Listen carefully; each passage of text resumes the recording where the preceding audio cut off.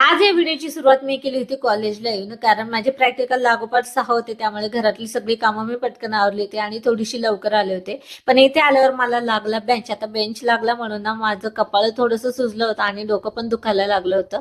आणि इथे ना माझ्या पाठीमागची जी मुलगी दिसते ना तुम्हाला, ती माझ्या नंदेची मुलगी आहे आणि हे लेक्चरर मॅडम आहोंच्या सख्या मामाची मुलगी आहे, जे की इथे हिंदी लेक्चरर आहे त्या आणि प्रोफेसर सुद्धा आहे. तर इथे ना घरी आल्यावर उन्हातान्हाची घरी आलते म्हणून ना खूप डोकं दुखायला लागलं होतं आणि माझ्या कार्टूनची मला लाडीगोडी लावणं चालू होती, कारण त्याला पाहिजे होता फोन, पण मी काही दिला नाही म्हणून रुसून बसलेला होता. आणि आत्यानं गावरान मक्का घेऊन आले होते म्हणून त्याची धिडे करायला घेतले. मिक्सरला ग्राइंड करून घेतलेले आणि शेवटच्या टप्प्याला हिरवी मिरची, लसूण, जिरं वाटून घेतलेलं आणि थोडीशी कोथिंबीर आणि चवीपुरतं मीठ टाकून कालवून घेतलेलं.